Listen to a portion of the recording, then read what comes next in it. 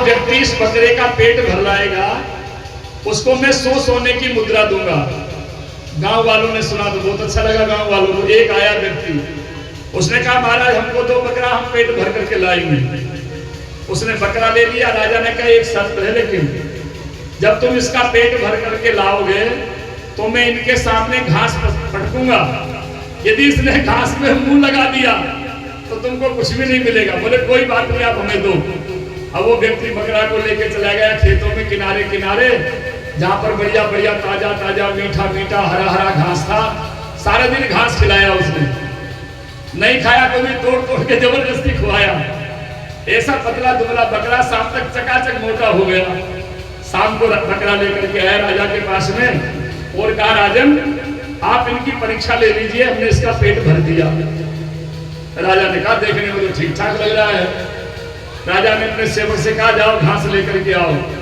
जैसे ही घास लेकर के आया बकरे के सामने घास पटका तो बकरा ने तुरंत मुंह मार दिया। राजा ने कहा भैया पेट नहीं भरा इसका। हाँ, यदि पेट भरता तो एक घास में मुंह क्यों मारता। उसने सोचा सारे दिन परेशान हो गया है, इसका पेट नहीं भर पाया। 1 दिन 2 दिन 4 दिन ऐसे होते गए।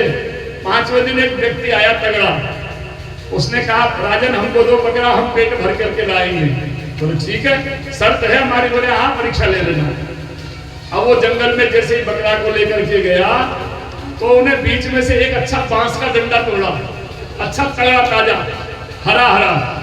और वो बकरे को जैसे ही जहां पर बहुत अच्छा घास लगा था, खूब हरा हरा घास लगा था, जैसे ही बकरा को वहां लेकर के गया, जैसे ही बकरा ने घास में मुंह मारा लगे डंडा, जैसे ही मुंह मारा लगे डंडा। सारे दिन बकरा को खूब मारा, एक भी घास नहीं खाने दिया उसने। शाम को ऐसा तगड़ा बकरा ऐसा हो गया। तो शाम को राजा के पास में लेकर के आए, कहा महाराज जी हमने इसका पेट भर दिया, परीक्षा ले लो। राजा ने कहा बहुत कमजोर है, क्या बात है। बोले बात को इससे क्या मतलब, आप तो परीक्षा ले लो। राजा ने आदेश किया सेवक को घास लेकर के आओ। जैसे ही घास बकरे के सामने पटका तो डंडा लेकर के खड़ा था। बकरा ने सोचा है दिखाया तो डंडा यहाँ भी पड़ेगा, तो सुनो उसने मुंह फेर लिया।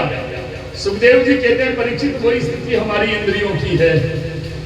हम अपने इंद्रियों को जितना संसार में लगाएंगे, जितना विषय भोगों में लगाएंगे, ये कभी तृप्त नहीं हो सकती है।